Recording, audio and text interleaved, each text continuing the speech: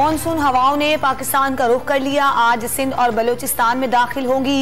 हैदराबाद, बदीन, टंडोवाला यार, थरपारकर, उमरकोट और दादू में शदीद बारिशें होंगी। महकमे मौसमियात की पेशगोई, बलूचिस्तान में खुशदार, सिब्बी, आवारा, नसीराबाद और पंजगोर में मूसलाधार बारिश का इम्कान। मुताल्लिका महकमों को इक़दामात की हिदायत। कराची में आज शाम आंधी और तेज बारिश की पेशगोई। मंगल की दोपहर तक वक्फे से बारिश का सिलसिला जारी रहने का इम्कान। पीडीएमए को शहर अकायद में अर्बन फ्लडिंग के खदशात। मुल्क भर में कोरोना के मुस्बत केसेस की शरह 4.5% के करीब पहुंच गई। 24 घंटों के दौरान 4 अफराद जान की बाजी हार गए। 818 नए मरीज सामने आ गए। कराची में एक दूसरे से हाथ मिलाने पर पाबंदी। वफाकी वजीर सेहत ने ईद पर गले मिलने से गुरेज करने की हिदायत कर दी।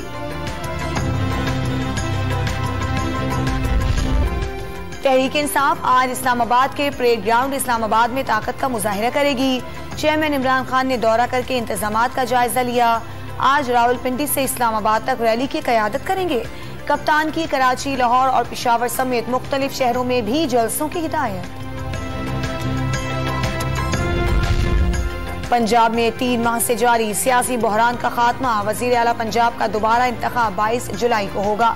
हमजा शहबाज ही वजीर आला रहेंगे। तहरीक इंसाफ, परवेज इलाही और हमजा शहबाज में इत्तेफाक के बाद सुप्रीम कोर्ट का फैसला। 3 माह का बहरान 3 सेशन में खत्म कर दिया। चीफ जस्टिस के रिमार्क्स।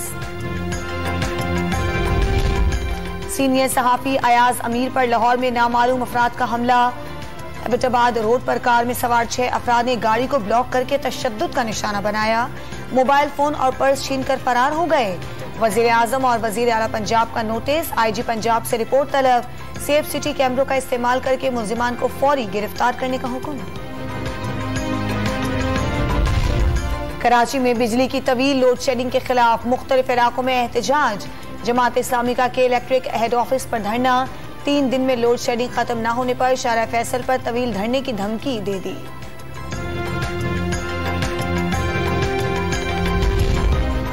ईरान के मुख्तलिफ शहरों में जलजले के झटके। रेक्टर स्केल पर शिद्दत 6.1 रिकॉर्ड की गई।